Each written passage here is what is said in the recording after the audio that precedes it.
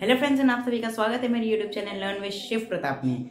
आज हम लोग फिजिक्स का चैप्टर नंबर 3 करने वाले हैं। चैप्टर नंबर 10 है एनसीईआरटी में और ये काफ़ी ज़्यादा इंटरेस्टिंग चैप्टर है और ये है ग्रेविटेशन। ठीक है, ग्रेविटेशन के बारे में हम लोग पहले से कुछ चीज़ें जानते हैं और इस चैप्टर में हम लोग उसके बारे में फैक्ट्स जानेंगे अच्छे से, उसके क्या क्या अलग अलग प्रॉपर्टीज होते हैं वो देखेंगे और कैसे अलग अलग ग्रेविटी अलग मतलब प्लैनेट्स पे अलग होता है और क्यों अलग होता है, ये सब हम लोग आज देखेंगे। ठीक है, तो पहले हम लोग देखते हैं कि ग्रेविटेशन होता क्या है। कि देखिए ग्रेविटेशन क्या होता है कि ग्रेविटेशन का अगर हम लोग डेफिनेशन देखें तो gravitation is the force of attraction between any two objects in the universe.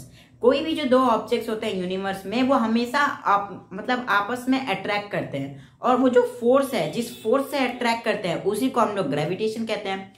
अब देखिए ग्रेविटेशन काफी ज्यादा इंपॉर्टेंट है क्योंकि बहुत सारे जो अच्छे अच्छे फेनोमिना हैं जिनके वजह से आज हम लोग लाइफ एग्जिस्ट कर रहा है और बहुत सारे जो प्रोसेसेस है वो चल रहे हैं, उनमें ग्रेविटेशन का एक रोल है।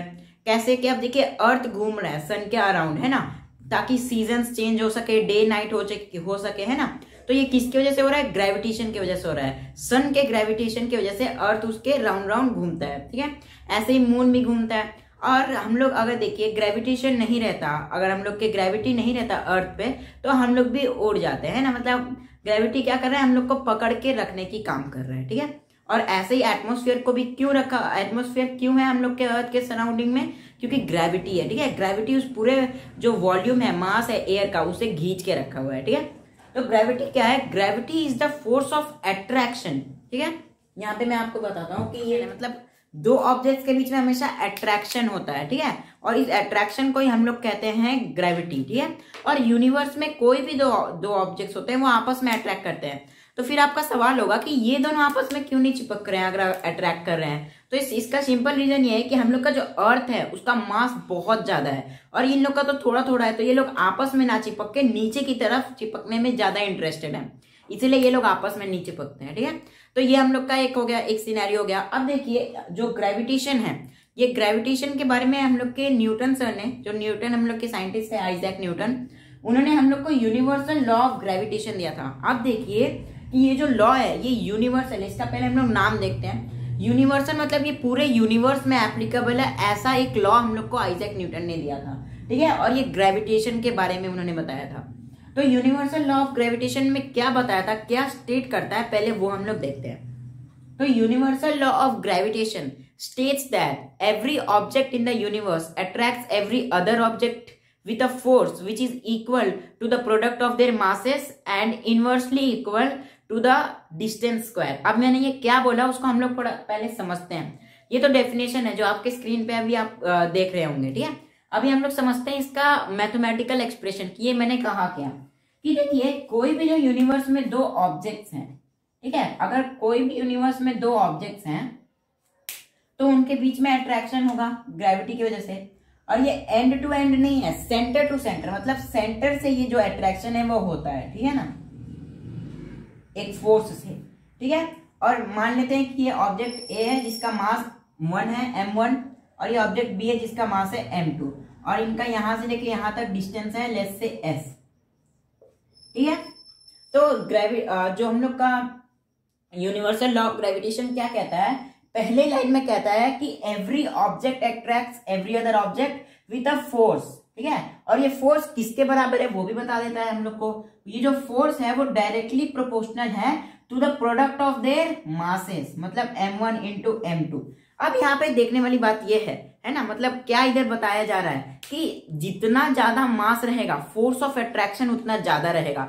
इधर डायरेक्टली प्रोपोर्शनल का मतलब क्या है कि अगर हम लोग मास को बढ़ाएंगे, है ना, मास को बढ़ाएंगे तो फोर्स भी बढ़ जाएगा। हम लोग जानते हैं क्योंकि मैंने आपको शुरुआत में जो एग्जांपल दिया, अर्थ का मास बहुत ज्यादा है, इसलिए जो फोर्स ऑफ अट्रैक्शन है by the earth is greater than that of this marker, है ना, इसीलिए ये लोग आपस में नहीं चिपक रहे हैं, ग्रेविटी ने नीचे की तरफ खींच के रख रहा है। ठीक है, तो ये हम लोग का पहला था। और अगले लाइन में आइजैक न्यूटन कहते हैं यूनिवर्सल लॉ ऑफ ग्रेविटेशन में कि यही फोर्स इनवर्सली प्रोपोर्शनल है टू द डिस्टेंस स्क्वायर। इसको हम लोग डी मान लेते हैं, डिस्टेंस का स्क्वायर, मतलब ये इनवर्सली प्रोपोर्शनल है, मतलब एक क्वांटिटी को बढ़ाएंगे तो दूसरा घटेगा। फॉर एग्जांपल अगर आप डिस्टेंस को बढ़ाएंगे तो जो ग्रेविटी है वो क्या होगा, कम होते जाएगा। लेकिन ग्रेविटी है उसका एक खासियत है कि ये बहुत दूर रेंज पे भी काम करता है ना। लेकिन इसका क्या होता है, ये जितने भी फंडामेंटल फोर्सेस हैं उसमें कमजोर है सबसे। जैसे जितना भी इलेक्ट्रोस्टैटिक फोर्स हो गया, इस सब में ये सबसे कमजोर फोर्स है, लेकिन इसका रेंज बहुत ज्यादा होता है। ठीक है, तो पहले में हम लोग को क्या पता चला कि जो हम लोग का फोर्स है, मतलब जिस फोर्स से ये दोनों आपस में अट्रैक्ट कर रहे हैं, डायरेक्टली प्रोपोर्शनल होता है, और अगर डिस्टेंस की बात किया जाए तो वो इनवर्सली प्रोपोर्शनल होता है उसका स्क्वायर। ठीक है, अब देखिए यहाँ पे क्या मेन बताना चाहता है, पहले हम लोग वो समझते हैं। फर्स्ट हाफ जो लॉ का है वो बताना चाहता है कि अगर आप मासेस को बढ़ाएंगे, है ना, अगर कोई भी दो बॉडीज का मास अगर बहुत ज्यादा बढ़ जाएगा तो जो फोर्स ऑफ अट्रैक्शन है वो बढ़ जाएगा। नेक्स्ट लाइन में हम लोग के आइजैक कहते हैं, मतलब आइजैक न्यूटन कहते हैं कि अगर डिस्टेंस आप बढ़ाएंगे, है ना, अगर आप डिस्टेंस को बढ़ाएंगे तो जो फोर्स है वो धीरे धीरे कम होते जाएगा। ठीक है, इसका हम लोग एक एग्जांपल भी ले सकते हैं कि देखिए, जैसे जो हम लोग का सन है उसका जो सबसे ज्यादा जो ग्रेविटी एक्ट कर रहा है वो मरकरी पे कर रहा है in comparison of the Neptune, क्योंकि नेपच्यून क्या है, काफी दूर है, लेकिन उस पर भी कुछ मतलब में एक्ट कर रहा है। ठीक है, मतलब रेंज इसका ज्यादा है। अब हम लोग देखते हैं कि यूनिवर्सल लॉ ऑफ ग्रेविटेशन में ये दोनों क्या है कि यहाँ पे इनवर्स है ना, इधर साइन ऑफ प्रोपोर्शनैलिटी लगा हुआ है, तो क्या हम लोग इससे फॉर्मूला निकाल सकते हैं ग्रेविटेशन का? तो इसका आंसर है हाँ, हम लोग इसका फॉर्मूला भी यहीं से निकाल सकते हैं। कैसे निकाल सकते हैं कि देखिए, अगर हम लोग इधर इसको इक्वेशन 1 मान लें और इसको इक्वेशन 2, तो हम लोग लिख सकते हैं बाई एडिंग इक्वेशन 1 and 2 हम लोग को क्या मिलेगा,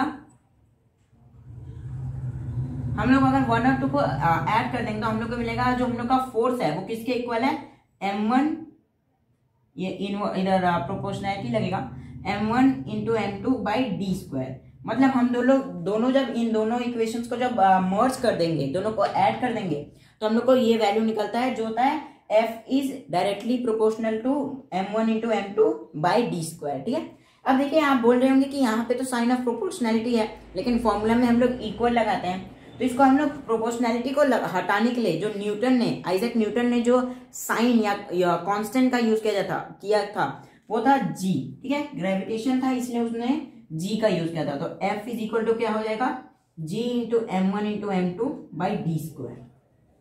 ठीक है, और इसे क्या कहते हैं हम लोग, यूनिवर्सल ग्रेविटेशनल कांस्टेंट। तो जी हम लोग इधर लिख सकते हैं, जी क्या है, यूनिवर्सल ग्रेविटेशनल कांस्टेंट, मतलब ये पूरे यूनिवर्स में इसका जो वैल्यू है वो सेम रहेगा। ठीक है ना, मतलब अगर आप जी का वैल्यू जाके मून पे कैलकुलेट करते हैं, अर्थ पे कैलकुलेट करते हैं, या फिर सन पे कैलकुलेट करते हैं, तो हमेशा जो यूनिवर्सल ग्रेविटेशनल कांस्टेंट है, बड़े जी का जो वैल्यू है वो हमेशा सेम आएगा। ठीक है, और इसका जो वैल्यू होता है, जो एक्सपेरिमेंटली न्यूटन ने फाइंड किया, वो मैं आपको बता देता हूँ। जी का जो वैल्यू है, इधर मैं लिख देता हूँ मिटा के, आई होप आप ये चीज समझ गए होंगे, तो यहां मैं आपको लिख के दिखा देता हूं कि जो जी का वैल्यू न्यूटन ने एक्सपेरिमेंटली फाइंड किया वो क्या था, G is equal to 6.022 into 10 to the power -11 newton metre square पर केजी स्क्वायर। ठीक है, तो ये क्या है, जी का वैल्यू है। इधर क्या है, ये इसका जो वैल्यू है काफी ज्यादा इंपॉर्टेंट है, क्योंकि इसी को हम लोग प्लेस करके कहीं का भी ग्रेविटेशनल फोर्स निकाल सकते हैं। ठीक है, अगर हम लोग के पास मास दिया होगा और डिस्टेंस, तो देखिए अब आप सोच रहे होंगे कि ये जो वैल्यू है, इनका जो हम लोग का ये जो वैल्यू है ये कहाँ से आया है, तो इसको भी हम लोग देख लेते हैं। अगर हम यहाँ पे इस इक्वेशन से हम लोग थोड़ा सा इसको रीअरेंज करेंगे, तो जो जी का वैल्यू निकलता है वो क्या होता है कि इसको हम लोग F into D square by m1 into m2, है ना, यहाँ पे जी का वैल्यू ये निकलता है, और फोर्स का ऐसा यूनिट क्या होता है, न्यूटन, और डिस्टेंस का स्क्वायर है तो इधर मीटर का स्क्वायर हो जाएगा, और केजी इंटू केजी हो जाएगा केजी का स्क्वायर। तो यही यहाँ पे लिखा हुआ है न्यूटन मीटर स्क्वायर पर केजी स्क्वायर। तो ये क्या है, यूनिवर्सल ग्रेविटेशनल कांस्टेंट का वैल्यू। अब जो एमसीक्यूज अगर आपसे पूछे जाएंगे तो उसमें हो सकता है कि इसका वैल्यू पूछ दे, तो इसका पूछ सकता है कि यूनिवर्सल ग्रेविटेशनल कांस्टेंट का वैल्यू क्या है, what is the value of universal gravitational constant. तो ये उसका वैल्यू है, एग्जैक्ट वैल्यू। आइजैक न्यूटन ने इसको क्या किया था, एक्सपेरिमेंटली फाइंड किया था। ठीक है, तो ये हम लोग का वैल्यू आ गया, और इसका यूनिट कैसे आया वो भी मैंने आपको यहाँ पे समझा दिया। इधर क्या किया, सिंपली हम लोग ने उसी फॉर्मूला को, जो हम लोग फॉर्मूला भी निकाले थे ग्रेविटेशन का, उसको हम लोग रीअरेंज करेंगे तो हम लोग को इधर ग्रेविटेशनल का फॉर्मूला मिल जाएगा। नेक्स्ट हम लोग देखते हैं acceleration due to gravity and weight. इसको हम लोग मिटा देते हैं, उसके बाद हम लोग देखते हैं एक्सेलरेशन ड्यू टू ग्रेविटी का क्या मतलब है ना। एक्सेलरेशन ड्यू टू ग्रेविटी मतलब हम लोग का जो अर्थ पे अगर हम लोग कोई भी बॉडी को ड्रॉप करते हैं, है ना, अगर कोई भी बॉडी को ड्रॉप करते हैं तो वहां पे ग्रेविटी एक्ट करता है, और वो जो तो ग्रेविटी एक्ट करता है वहां पे एक्सेलरेशन प्रोड्यूस होता है, उसी को हम लोग कहते हैं एक्सेलरेशन ड्यू टू ग्रेविटी। तो इसको आप एक थोड़ा डायग्राम की मदद से समझने की कोशिश करिए कि मान लीजिए ये हमारा अर्थ है, ठीक है, और यहाँ पे कोई पर्सन है ना, जिसका नाम है राहुल, ठीक है, और यहाँ इसका जो हम लोग को रेडियस दिया गया है r, ठीक है, तो और इसका मास m1 है अर्थ का, और इसका m2। तो अगर हम लोग को इन दोनों के बीच में ग्रेविटी निकालना है या ग्रेविटेशनल फोर्स निकालना है तो हम लोग क्या करेंगे, हम लोगों ने अभी उसका फॉर्मूला निकाला था, हम लोग निकालेंगे F is equal to G m1 into m2 by D square, है ना। यही हम लोग का क्या निकल जाएगा, फोर्स ऑफ अट्रैक्शन मिल जाएगा। फोर्स ऑफ अट्रैक्शन का मतलब क्या है, ग्रेविटी, है ना, क्योंकि ग्रेविटेशन का डेफिनेशन में मैंने आपको समझाया था कि ग्रेविटी है ही क्या, ग्रेविटी सिर्फ अट्रैक्शन है जो किसी भी दो ऑब्जेक्ट के बीच में हो सकता है, ठीक है, यह जो होता है। तो यहाँ पे हम लोग क्या निकलेंगे कि ये देखिए ये हम लोग का क्या हो गया, यूनिवर्सल ग्रेविटेशनल कांस्टेंट, ये हम लोग के अर्थ का मास और ये राहुल का मास, तो हम लोग इधर r लिख सकते हैं। अब देखिए यहाँ पे अगर हम लोग किसी और पर्सन का निकालते हैं, फॉर एग्जाम्पल इधर एक और पर्सन है जिसका नाम लेट्स से शिव है, ठीक है, तो यहाँ पे देखिए कि अब आप सोच रहे होंगे ये गिर क्यों नहीं रहा है, नहीं गिरेगा ना क्योंकि ग्रेविटी है। तो यहाँ पे देखिए अगर हम लोग इसके बीच में और अर्थ के बीच में जो ग्रेविटेशनल फोर्स है वो हम लोग कैलकुलेट करेंगे तो क्या निकलेगा, तो फोर्स ऑफ अट्रैक्शन हम लोग का क्या निकलेगा, जी यूनिवर्सल ग्रेविटेशनल कांस्टेंट लगाएंगे m1 इंटू इसका हम लोग m3 लग देते हैं, इसका मास, ठीक है, m3 बाई डी स्क्वायर, ठीक है। तो इधर फोर्स ऑफ अट्रैक्शन किसका हम लोगों ने निकाला, राहुल का, और ये निकाला हम लोगों ने शिव का या शिवम का, ठीक है। तो यहाँ पे आप एक चीज नोटिस करेंगे कि ये जो वैल्यू है जी इंटू डी स्क्वायर ये हर जगह कांस्टेंट आएगा, ठीक है, ये हर जगह सेम आएगा। तो यहाँ पे हम लोग क्या कर सकते हैं, इसको कांस्टेंट बना सकते हैं, और यहीं पे ये एक्सेलरेशन ड्यू टू ग्रेविटी का काम आता है। तो इधर क्या आ जाएगा, F इज इक्वल टू जी, ठीक है, ये क्या है, एक्सेलरेशन ड्यू टू ग्रेविटी, ये क्या है, एक्सेलरेशन जो प्रोड्यूस हो रहा है ये क्या है, कांस्टेंट है ना, g इंटू m3। ये क्या हो गया हम लोग का, मतलब अगर हम लोग को किसी भी ऑब्जेक्ट का मास निकालना है अर्थ पे तो हम लोग क्या सिंपली कर सकते हैं कि उसका फोर्स जो हम लोग को अगर निकालना है तो हम लोग उसका उस प्लैनेट का ग्रेविटी और जो पर्सन का हम लोग को फोर्स निकालना है, फोर्स ऑफ अट्रैक्शन, वो डालेंगे तो हम लोग को सिंपली मिल जाएगा, इतना लंबा फॉर्मूला लगाने की जरूरत नहीं पड़ेगी। तो यही हम लोग का क्या है, एक्सेलरेशन ड्यू टू ग्रेविटी। अब देखिए हम लोगों ने इसको एक्सेलरेशन ड्यू टू ग्रेविटी क्यों कहा, ठीक है, ये जी जो जी का वैल्यू क्यों, क्योंकि हम लोग पहले चैप्टर्स में पढ़ चुके हैं कि F इज इक्वल टू क्या होता है, mass into acceleration, ma, second law of motion में हम लोगों ने पढ़ा था F is equal to ma। तो ऐसे ही यहाँ पे क्या हो गया, मास है हम लोग का m3 और एक्सेलरेशन प्रोड्यूस हो रहा है g। अब इसका देखेंगे कि हम लोग का अर्थ पे अगर हम लोग कोई भी ऑब्जेक्ट को जब ड्रॉप करते हैं तो उधर एक एक्सेलरेशन प्रोड्यूस होता है, उसी का बात इधर हो रहा है g, ठीक है। और जो अट्रैक्शन है, जिस फोर्स से अट्रैक्ट कर रहा है वो हम लोग का F है, और mass of the object is m, ठीक है। तो ये सिंपली आई होप आप अच्छे से समझ होंगे। नेक्स्ट हम लोग देखते हैं ग्रेविटी ऑन मून। अच्छा, इधर वेट की भी बात किया जाए तो वेट का भी जो फॉर्मूला होता है वो सेम होता है। अब सेम क्यों होता है, क्योंकि ग्रेविटी, आप देखिए सेम इसलिए होता है क्योंकि हम लोग का वेट क्या है, वेट होता है हम लोग का mass multiplied by the gravity, इसलिए हम लोग का जो वेट है वो अलग अलग प्लैनेट्स पे डिफरेंट होता है, ठीक है। जहां पे ग्रेविटी ज्यादा रहेगी वहां पे हम लोग का वेट ज्यादा निकलेगा, ठीक है, और जहां पे ग्रेविटी कम रहेगी वहां पे वेट कम होगा। फॉर एग्जांपल मून में आप देखे होंगे बहुत ज्यादा उधर जो 1/6 हो जाता है ना, जो ग्रेविटी होता है वहां पे बहुत ज्यादा कम है, इसलिए वो जो वेट होता है वहां पे कम हो जाता है, ठीक है। तो यही यहाँ पे बताया गया, हम लोग वेट का भी निकाल सकते हैं, W is equal to G into M, है ना, मास। तो आई होप आप ये चीज अच्छे से समझ गए होंगे। नेक्स्ट हम लोग देखते हैं ग्रेविटी ऑन मून। तो ग्रेविटी ऑन मून ये मैंने इसलिए टॉपिक लिया है जो हम लोग के बुक में दिया गया है कि ये रिलेशन बताने के लिए कि अर्थ के ग्रेविटी और मून की ग्रेविटी में क्या रिलेशन है।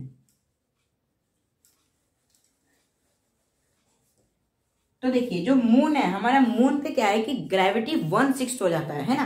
फॉर एग्जाम्पल अगर किसी पर्सन का अर्थ पे अगर किसी पर्सन का वेट है 60 kg, ठीक है, और हम लोग को कैलकुलेट करना है कि मून पे उसका वेट क्या होगा, तो इसी का इधर रिलेशन दिया जाता है कि मून पे क्या होता है कि जो वेट होता है ना, जो मून पे वेट होता है वो 1/6 हो जाता है वेट ऑन अर्थ। ठीक है, मतलब कोई भी अगर हम लोग निकालते हैं कि क्या उसका वेट है मून पे, तो हम लोग सिंपली ये फॉर्मूला लगा सकते हैं 1/6 इंटू वेट ऑन अर्थ। ठीक है, अब ये फॉर्मूला कहाँ से निकल गया, तो ये जो हम लोग का ये हम लोगों ने शुरुआत में निकालता है अट्रैक्शन का gm m1 इंटू m2/d²।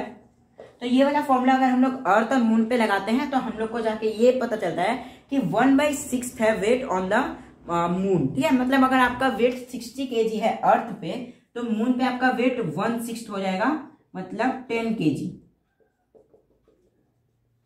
ठीक है, आपका वेट क्या हो जाएगा 10 kg। तो आई होप आप अच्छे से समझ गए होंगे कि ग्रेविटी और मून में क्या डिफरेंस है। ग्रेविटी मतलब क्या होगा कि जिस फोर्स से अट्रैक्ट कर रहे हैं ना। अब देखिए मून का क्या है, वेट भी कम है, साइज उसका कम है, रेडियस भी कम है उसका, है ना, क्योंकि अर्थ के मुकाबले वो छोटा है, तो इसीलिए वहां पे जो ग्रेविटी है वो कम है। ठीक है, 1/6 हो जाता है on relative to the earth. अगर आपका वेट अगर अर्थ पे लेट्स से x है, तो वहां पे जाके 1/x हो जाएगा, 1/6 हो जाएगा इन मल्टीप्लाइड बाई x, मतलब आपका 1/6 हो जाएगा वेट। ठीक है, मतलब 1/6 कम हो जाएगा।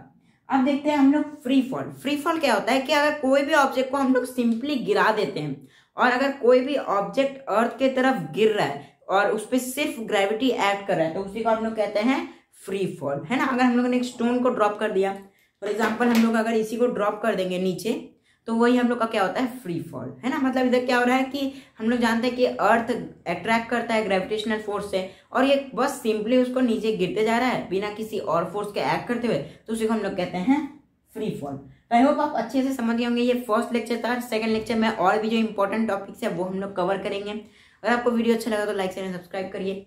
Thanks for watching.